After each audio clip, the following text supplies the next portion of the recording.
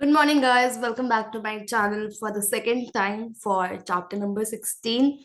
So, yesterday we did few of the topics in the chapter number 16 and they were quite easy, I believe. उसमें सिर्फ हमने advantages, disadvantages, meaning, features मतलब basic चीजें पढ़ी थी और सबसे ज्यादा उसमें जरूरी था sales management and salesmanship. So these were the important topics in the last video. अब पार्ट नंबर 2 है जिसमें मैं सारे टॉपिक्स खत्म कर दूंगी इस पर्टिकुलर चैप्टर के एंड इसमें जो आता है वो मैं बताती रहूंगी कौन कौन से टॉपिक्स पेपर में आते हैं. This is the least asked question. ठीक है, तो तुम समझ लो क्या होता है, बट ट्रस्ट में ये इतना नहीं आता है. ओके, अब क्या होता है, तुम्हें देखना पड़ेगा कि पर्सनल सेलिंग कौन कौन सी सिचुएशंस में इफेक्टिव है. ठीक है, मतलब कहाँ कहाँ एक्चुअली पर्सनल सेलिंग काम कर रही है. ओके, मतलब तुम at the end of the day क्या चाहते हो कि मुझे बेस्ट कॉस्ट पे बेस्ट एडवांटेजेस मिले जो भी मैं सेलिंग टेक्निक्स यूज कर रही हूँ. Okay, the first one is the product situation. Product situation, कौन कौन से प्रोडक्ट ऐसे हैं जहां पे personal selling will be a beneficial thing for me. First of all, अगर बहुत ही हाई वैल्यू प्रोडक्ट्स हैं, लेट्स से लैपटॉप्स. अब लैपटॉप्स मेनली लोग क्रोमा पे या उनके शोरूम पे जाके खरीदना ज्यादा पसंद करते हैं. क्यों? क्योंकि इतना बड़ा अमाउंट तुम डेली स्पेंड नहीं करते. तुम चाहते हो कि तुम अच्छे से रिसर्च करो, सब कुछ करो, तो तुम वन टू वन इंट्रैक्शन करना ज्यादा पसंद करोगे, right? First second of all is जहाँ पे प्रोडक्ट को पर्सनल अटेंशन चाहिए होगा. लेट्स से तुम ऐसी चीजें कर रहे हो, ऐसा प्रोडक्ट बना रहे हो जो कस्टमाइज्ड है. कस्टमाइज, लेट्स से एक कपल के लिए टूर पैकेज बना रहे हो 5 डेज का. ओके, तो ये थोड़ी कस्टमाइज चीजें हो गई है, तो उस पे भी we will be considering the personal selling thing. The second situation is the market situation. Market situation में क्या होता है, जब मिडिल मैन अवेलेबल नहीं होता, तो this is manufacturer, this is middle man and this is the customer. तो जब ये middle man available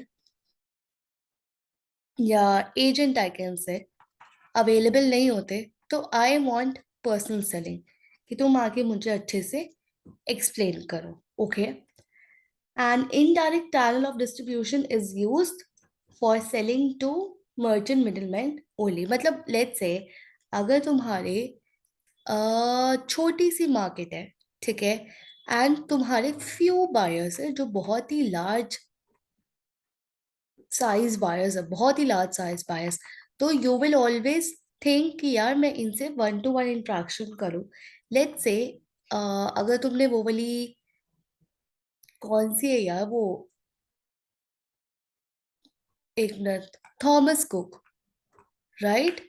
Thomas cook will always prefer the personal selling. Why? Because उसमें फर्स्टली पर्सनलाइज्ड प्रोडक्ट है and कुछ number के ही लार्ज बायर्स उनके पास आते हैं, डेली तो नहीं आते.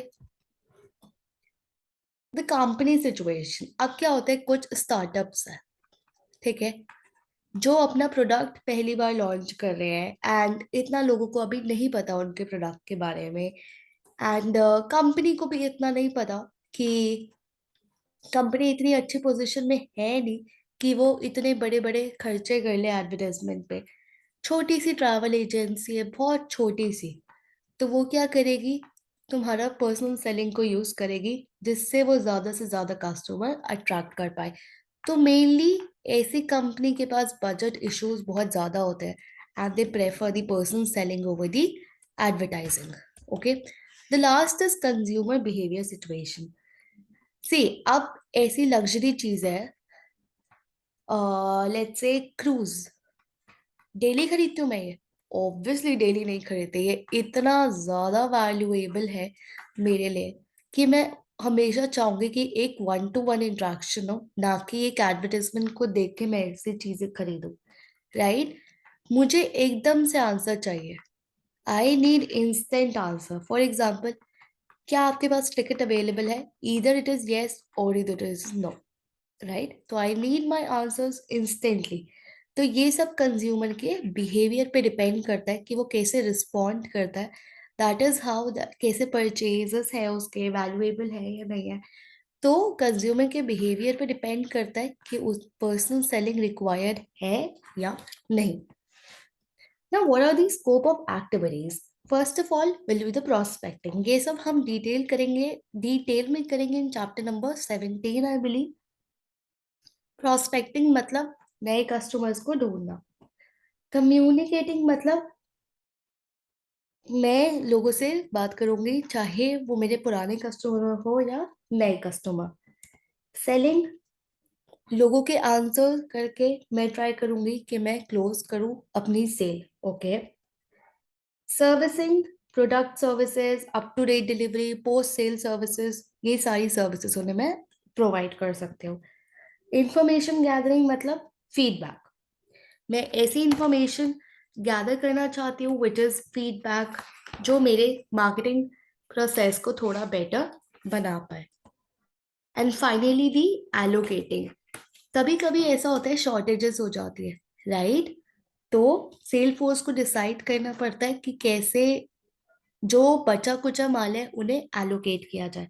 तो the basic function, the activities is the allocation. Now this is very very very very very basic. Good and a bad sales person मतलब, तुम ना एक, जब भी तनिष्क, एक एग्जाम्पल इमेजिन करो, तुम तनिष्क ज्वेलर्स पे गए हो, तुमने दो बंदे देखे। एक है बहुत ही वेल ड्रेस्ड, बहुत हैंडसम सा, टॉल सा, एंड उसके बाल भी बहुत अच्छे बने हुए हैं। एक है जो कैजुअल में आया हुआ है, ना अच्छे शूज पहने हुए, ना इतनी बड़ी सी बियर्ड है जो अनडन है।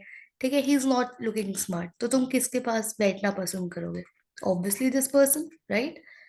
तो गुड और बैड सेल्स पर्सन में भी यही सारे डिफरेंसेस होते हैं। सबसे पहले फिजिकल क्वालिटीज, कैसा दिखता है, कैसे कपड़े पहने हैं, कैसा बोलता है। ठीक है। देन दी मेंटल क्वालिटीज, क्या जो मैं आंसर क्वेश्चन पूछ रही हूँ उसका वो आंसर दे पा रहा है? Is he good listener? Is he you know successful in answering my question? Then integrity, is he honest? ऐसा तो नहीं ये प्रोडक्ट की ऐसी क्वालिटीज बोल रहा हूँ कि झूठ झूठ बोल रहा हूँ, सब बस मुझे चेपने की कोशिश कर रहा हूँ। ठीक है, he should be honest. Finally, he should be social, he should interact, he should be friendly in nature, he should be cooperative, he should have confidence, he should not irritate the customer. And finally, the ability to persuade. He is able to convince me that, ma'am, yes, आपके ऊपर ये necklace बहुत अच्छा लग रहा है, please ले लो ले लो ले लो। ठीक है, तो एक डिजायर क्रिएट कर देता है in the mind of the customer. Now let's say ये काउंटर है, ये सेल्समैन है, ये चेयर पे तुम बैठे हो। अब इस बंदे के पास क्या क्या नॉलेज होनी चाहिए, तुम्हें क्या लगता है? मुझे लगता है प्रोडक्ट के बारे में होनी चाहिए, कंपनी के बारे में होनी चाहिए, कॉम्पिटिटर्स के बारे में होनी चाहिए कि मैम आप क्या है वो, कौन सा एम से ज्वेलरी ब्रांड है, मलाबार आई बिलीव, मलाबार से लेते हो। अच्छा, वहां पे आपको 5% मेकिंग देते हैं वो लोग। हमारे पास आओ, हम आपको 2% दे रहे हैं। ठीक है। तो कॉम्पिटिटर की भी जरूरी है पिच करने के लिए। और क्या जरूरी है? थोड़ा कंज्यूमर के, थोड़ी टेक्निक्स पता होनी चाहिए कि मुझे कैसे बेचना है, राइट? तो ये थोड़ा जर्नल है, मतलब मैंने बिना कुछ पढ़े ये सब अपने दिमाग से लिखा, एंड ये सारे वैलिड पॉइंट है, and you will get answers to these valid points. First of all, knowledge of self, मुझे अपने बारे में पता होना चाहिए। अब तुम कहोगे मैम अपने बारे में तो सबको पता होना होता है। नहीं, ऐसा नहीं होता। अपनी खामियां, अपनी एबिलिटीज, अपनी पर्सनालिटी, सब कुछ तुम्हें अपने बारे में पता होना चाहिए। ठीक है। Then the knowledge of the product, obviously जो मैं बेचने बैठी हूँ वो मुझे सब कुछ उस प्रोडक्ट के बारे में नॉलेज होनी चाहिए। क्या क्या नेचर है, क्या फीचर्स है, क्या डिजाइन अवेलेबल है, क्या टाइप्स है, क्या वैरायटी है, क्या इसके फंक्शंस है, क्या इसकी एप्लीकेशन है। ठीक है, अब क्या होगा, क्यों जरूरी है, लेट्स से मैं बायर हूँ एंड ये सेलर है। ठीक है, मैंने इससे क्वेश्चन पूछा, सर ये ज्वेलरी में कितना परसेंट गोल्ड है एंड कितना परसेंट डायमंड है। अब ये कहेगा मैम मुझे तो नहीं पता, मैं पूछ के आता हूँ। फिर तुमने नेक्स्ट क्वेश्चन पूछा, कहते मैं पूछ के आता हूँ। तो ये तुम्हारे लिए बहुत इरिटेटिंग हो जाएगा। ठीक है, तो he should have the knowledge of the product, knowledge of the company. Obviously जिस कंपनी में तुम एम्प्लॉयड हो उसके बारे में तुम्हें डेफिनेटली पता होना चाहिए। कंपनी के क्या ऑब्जेक्टिव है, कंपनी की क्या मिशन है, विजन है, राइट। क्या क्या प्रोडक्ट हम देते हैं, क्या क्या सर्विसेज हम देते हैं, कितने उसके कस्टमर्स है, कौन उसका प्रेजेंट कस्टमर है, कितने एम्प्लॉयज यहाँ काम करते हैं, कितनी बड़ी फर्म है, सब कुछ पता होना चाहिए। Knowledge of the customer. अब कस्टमर के बारे में क्या होगा, लेट्स से, हाँ, मलाबार वाला एग्जांपल। मैम आप मलाबार करते हैं, अच्छा okay. Knowledge of the customer में मतलब तुम उसका बिहेवियर देख लो कि क्या उसके मोटिव्स है। ठीक है, वो तुम्हारी स्टोर पे क्यों चढ़ा है, तुम्हें मोटिवेट करना पड़ेगा उसके buying motives, why he wants to buy this product. इसको गिफ्ट करना है, इसे पर्सनल लेना है। ठीक है, तो तुम्हारी सेल्स प्रेजेंटेशन उस कस्टमर के अकॉर्डिंग होनी चाहिए। ये नहीं कि एक टेबल पे कस्टमर बैठे है, दूसरे टेबल पे तुम दोनों को सेम सेल प्रेजेंटेशन दे रहे हो, नहीं। इसका प्रेजेंटेशन वेरी करेगा और इसका वेरी करेगा। अगर ये शादी के लिए आई है और ये पर्सनल यूज के लिए आई है तो मे बी इन दोनों का प्रेजेंटेशन वेरी करे। ठीक है, so you should be flexible enough. Then buying motive, why he wants to buy your product. ठीक है, finally you should know about the technique of selling the product.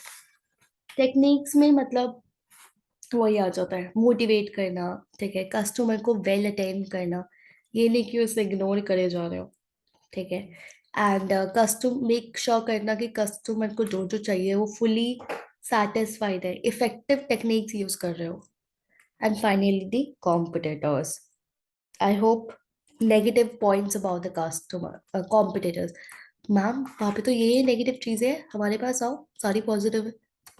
ठीक है, now the type of salesman, again this is not very frequently asked question but yes you should know. अभी मैंने recently last video में supply chain discuss करी थी। This is manufacturer, this is wholesaler, this is retailer and finally the customer. हर तरीके का salesman होता है, ये भी इम्प्लॉय कर सकता है, ये भी इम्प्लॉय कर सकता है एंड ये भी इम्प्लॉय कर सकता है। तो तीनों के बारे में पढ़ेंगे। ठीक है, ये छोड़ दो। ठीक है, basis of organisation. First of all manufacturer ने मुझे एम्प्लॉय करा। मैन्युफैक्चरर फर्स्ट होता है क्रिएटिव सेल्समैन। क्रिएटिव सेल्समैन की जॉब सबसे टफ है प्लस सबसे ज्यादा टाइम कंज्यूमिंग है। क्यों? क्योंकि वो रिस्पॉन्सिबल होता है नए प्रोडक्ट्स को लॉन्च करने के लिए। He is responsible for the product of launch of new products. Okay, उससे जरूरी है कि वो एकदम टैलेंटेड बंदा हो, एक्सपीरियंस बंदा हो। ठीक है, उसकी सेल प्रेजेंटेशन स्किल्स बहुत अच्छी होनी चाहिए, राइट। मतलब कोई भी नया प्रोडक्ट है तो सोच लो तुम्हारा कस्टमर तो बिल्कुल ऐसे ब्लैंक बैठा होगा कि तुम क्या बता रहे हो। तो उसे इनोवेटिव मैनर से चीजें समझानी पड़ेगी, एक्सप्लेन करनी पड़ेगी हर चीज डिटेल में, right. Dealer servicing salesman. Dealer servicing salesman क्या होता है, लेट्स से ये मैन्युफैक्चरर है, ये डीलर है। तो यहाँ का ना एक बंदा जाता रहता है डीलर के पास ऑन रेगुलर बेसिस कि सर सर ऑर्डर बुक कर दो, सर ऑर्डर बुक कर दो। ठीक है, और यहाँ के जो बंदे होते हैं ना डीलर के, उसे ट्रेन करता रहता है कि आगे लोगों को प्रोडक्ट कैसे बेचना है। तो ऑब्वियसली ये बंदा बहुत ज्यादा फ्रेंडली होना चाहिए, इंथुजियास्टिक होना चाहिए। डीलर के एटीट्यूड को उसे समझना चाहिए कि ये डीलर खरीदेगा भी या नहीं खरीदेगा। देन स्पेशलिटी सेल्समैन, जो सेल्स, ये मेरे को मैन्युफैक्चरर ने एम्प्लॉय किया हुआ है एंड फाइनली मैं जाके कस्टमर को बेच रही हूँ। मैं किसी डीलर को नहीं बेच रही, मैं किसी रिटेलर को नहीं बेच रही, मैं सीधा किसे बेच रही हूँ, कस्टमर को। ठीक है, तो ये मेनली होता है कॉस्टली आइटम्स में आपके। जैसे आपकी वॉशिंग मशीन हो गई, तो ये डायरेक्ट मैन्युफैक्चरर से हम खरीद लेते हैं। Now the wholesaler, wholesaler employ करता है एंड रिटेलर एम्प्लॉय करता है। होलसेलर क्या करता है? होलसेलर इसलिए करता है कि तुम रिटेलर को जाके माल बेचो, राइट? दो तरीके के होलसेलर होते हैं, पर्सनल सेल्समैन होते हैं जो होलसेलर रिटेल करता है। सबसे पहले इंडोर, जो होलसेलर के दुकान में रह के बेचेगा, एंड आउटडोर, जो रिटेलर के पास जाके बेचेगा, ठीक है, उसके प्रेमाइसेस में, इंडोर में, होलसेलर के प्रेमाइसेस में। Then the retailer, customer salesman, जो कस्टमर को बेचेगा। जैसे रिटेलर की लेट से सेक्टर 46 में शॉप है, तो वो यहाँ पे खड़ा हुआ है, कस्टमर आए, उसने माल बेचा। बट एक और उसने बंदा एम्प्लॉय किया हुआ है जो घर घर घर घर जाके उसे करता है। आउटडोर मतलब वो कस्टमर्स को अप्रोच कर रहा है, ना कि कस्टमर उसे अप्रोच कर रहा है। Okay, now what are the basis of services? दो तरीके का बेसिस बना सकते हो तुम टाइप ऑफ सेल्समैन में, ऑर्गेनाइजेशन एंड सर्विसेज। ऑर्गेनाइजेशन में तीन पढ़ लिया, manufacturer, wholesaler and retailer. Services में सबसे पहले होती है मिशनरी सेल्समैन। मिशनरी सेल्समैन होता है जो हमारी गुडविल जनरेट करता है ब्रांड के। ओके, तो बेसिक पर्पस क्या होता है उसका? कि तू लोगों को ब्रांड के बारे में बता, ठीक है, गुडविल क्रिएट कर, बिल्ड द गुडविल। इसका पर्पस ये नहीं होता कि ये से तुम्हारे ऑर्डर्स लेगा, नहीं। he is just promoting sales, he is just promoting the goodwill of the product, and he is creating the demand, adding to the demand। House to house, तुम्हारे घर पे आते होंगे, देखा है कभी तुमने? एक होता है पेडलर, पेडलर्स जो तुम्हारे सर पे रख के माल बेचता है, ठीक है। एक होता है हॉकर्स, बस इसमें यही फर्क होता है कि वो सर पे नहीं, एक यू नो किसी पे साइकिल रिक्शा पे कैरी करता है। एंड रूट, जो तुम्हारा दूध दही वाला आता है, डेली न्यूज़पेपर वाला आता है। ओके, तो एक पर्टिकुलर रूट फॉलो करता है वो डेली बेसिस पे। सर्विस सेल्समैन कोई फिजिकल गुड नहीं बेच रहा है, बट तुम्हें सर्विसेज बेच रहा है। Insurance agent, stock exchange brokers, so these people are selling you the services and not the products. Again, जो भी सेल्समैन होगा उसे पोलाइट होना चाहिए, ऑनेस्ट होना चाहिए, अच्छी कम्युनिकेशन स्किल्स होनी चाहिए, तभी जाके तुम लोग अच्छा सेल कर पाओगे। इनकी रेम्यूनरेशन तुम्हें क्या लगता है, रेम्यूनरेशन कैसे डिसाइड होती होगी? Depending on the volume of sales, कितनी तुम सेल्स करते हो उसके ऊपर। Then the exporter, let's say मेरा बिजनेस है एक प्रोडक्ट बनाना और यूएस में उसे सेल करना। तो मैंने एक बंदे को हायर किया जो यूएस जाके मेरा प्रोडक्ट डिफरेंट डिफरेंट लोगों को बेचेगा ओवरसीज मार्केट में। तो ये बंदे को बहुत नॉलेज होनी चाहिए। अब तुम्हें क्या लगता है? इसे सबसे पहले तो इंग्लिश अच्छे से आनी चाहिए। सेकेंडली, इसे लॉज एंड रेगुलेशंस पता होने चाहिए, राइट? इसे सब कुछ पता होना चाहिए, मतलब क्या क्या कस्टम ड्यूटीज है, टैक्सेस है, बिकॉज ये बंदा बाहर जाके मेरे प्रोडक्ट बेच रहा है। ओके, इंडस्ट्रियल सेल्समैन जो सिर्फ इंडस्ट्रियल गुड्स बेचेगा, ठीक है। क्या हो रहा है ये? अरे सॉरी, ठीक है। इंडस्ट्रियल सेल्समैन जो सिर्फ इंडस्ट्रियल गुड्स बेचेगा, ठीक है। मेनली ये तुम्हारा B2B होता है। लेट्स से हॉस्पिटल की कोई मशीन बन रही है, तो उसके स्क्रू का मैन्युफैक्चरर, स्क्रू चाहिए, ठीक है, तो वो स्क्रू एक मैन्युफैक्चरर बना रहा है, तो लेट्स से उसने तुम्हें रखा हुआ है, ठीक है। तो these are mainly the B2B setting. Now this is the most important topic, मतलब इसे तो तुम भूल ही नहीं सकते, ऐसा टॉपिक है ये। ये पेपर में हर अटेम्प्ट में आता है, हर अटेम्प्ट में एक ना एक तो जरूर आएगा। बहुत सारे मिथ्स करवाऊंगी, तो एक ना एक तो जरूर जरूर जरूर आएगा।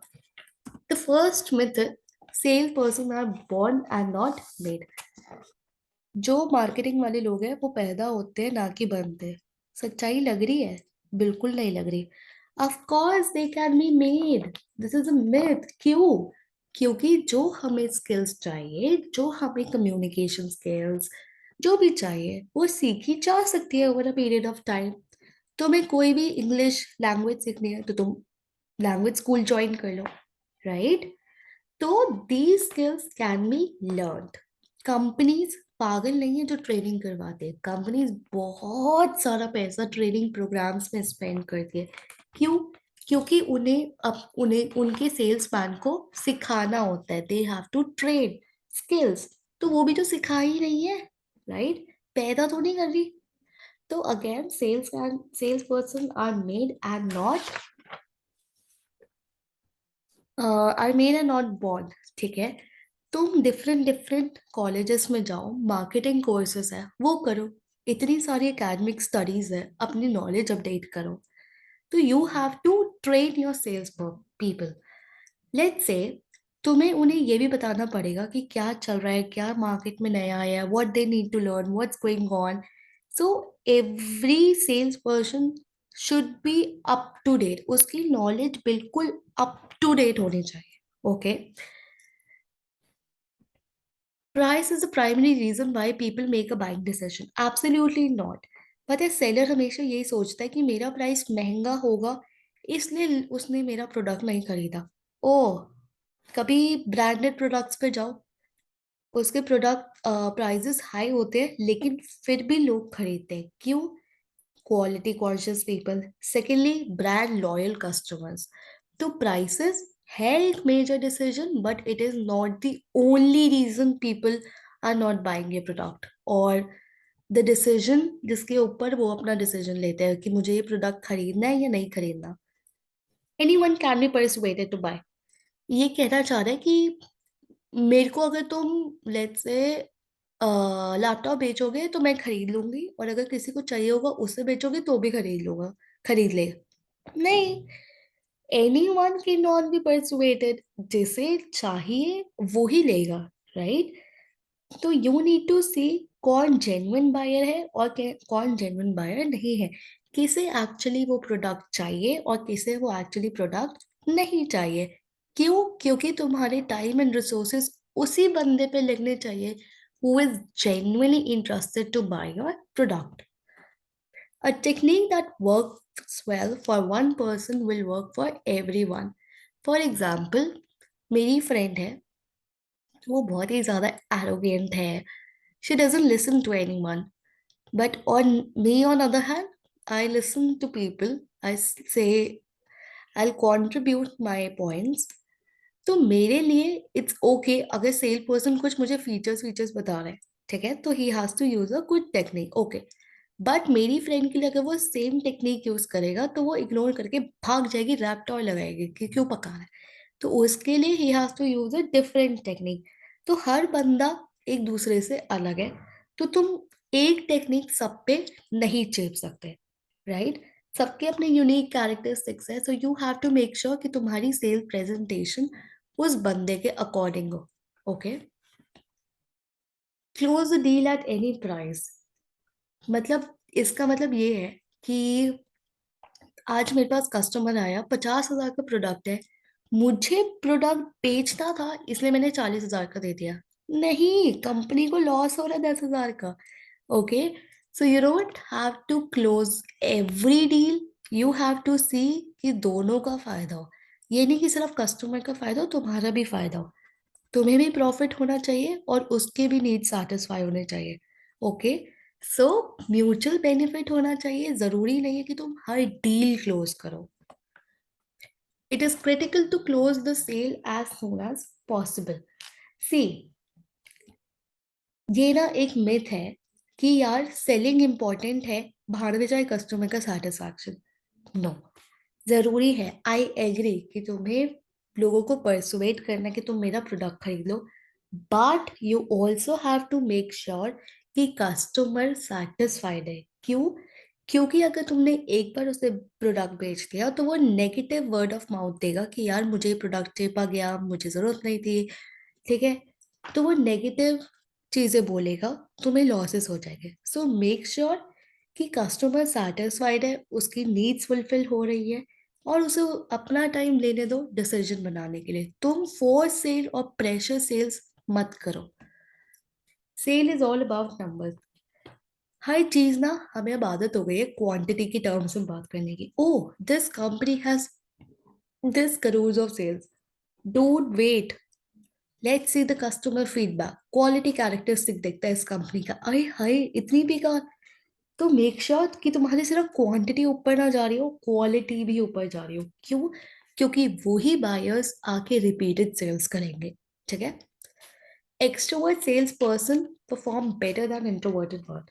पता है ये ना बहुत बड़ी मिथ है कि जो बंदा बोलने में अच्छा है, एक्सट्रोवर्ट है, लोगों से घुल मिल लेता है, फ्रेंडली है, वो अच्छा सेल्समैन होगा। होगा, आई एग्री। ठीक है, बट इंट्रोवर्ट बहुत अच्छे भी हो सकते हैं। क्यों? क्योंकि they have a habit of listening. Extrovert को सुनाना बहुत दिक्कत हो जाएगा, तो एज अ कंज्यूमर तुम उन्हें कुछ बोलोगे तो वो कुछ बकवासी पे लेंगे। इंट्रोवर्टेड अच्छे से सुनेगा, लॉजिकल इम्प्लीकेशन देगा, and then he will speak. तो इंट्रोवर्ट भी बहुत अच्छे लोग होते हैं, उनका भी बिहेवियरल एडवांटेज होता है। तो that's all about the myth. ठीक है, ये आ जाते हैं जस्टिफाई द स्टेटमेंट्स 18 19 सब में ये आए थे।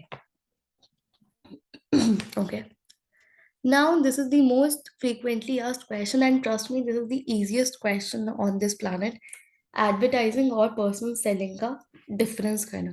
तो मैं डिस्कस नहीं कर रही हूँ, take a snip and just read it once, this is very easy. तुम एक बस देख लेना, तनिष्क के स्टोर पे जाके is a person selling, Tanishq का एडवर्टाइजमेंट देखना इज एडवर्टाइजिंग। ओके, बस वो पॉइंट ध्यान में रख के you can frame your answer. इतने सारे मत करना, मैक्सिमम 5 करना and you will be done. So that's it for this particular chapter. I am really sorry मैं पास्ट पेपर क्वेश्चंस इंक्लूड करना भूल गई हूँ। Just listen to me. ठीक है, मैं बोल देती हूँ कौन कौन से क्वेश्चन आए थे। 2018 में आया था, what is personal selling, explain its nature and significance. 2019 में आया था, पर्सनल सेलिंग को डिफाइन करो एंड ऑब्जेक्टिव स्टेट करो। 2020 में आया था, objective and importance of personal selling. 19 में ये भी आया था, explain various type of sales person giving example. 18 में ये भी क्वेश्चन आया था, notes on characteristics of good sales person, and sale person are made and not, sales person are born and not made. Okay, qualities सबसे ज्यादा आ रही है, myths सबसे ज्यादा आ रहे हैं, एंड डिफरेंसेस आ रहे हैं। तो मेक श्योर आपको ये सारी चीजें आती हो। So that's it for this particular chapter. Chapter is over. Make sure that you subscribe to my channel. And in case you want the notes, you can contact me. Thank you so much. Have a great day. All the best. Keep watching. In case you have any doubts, you can just mail me once. Bye.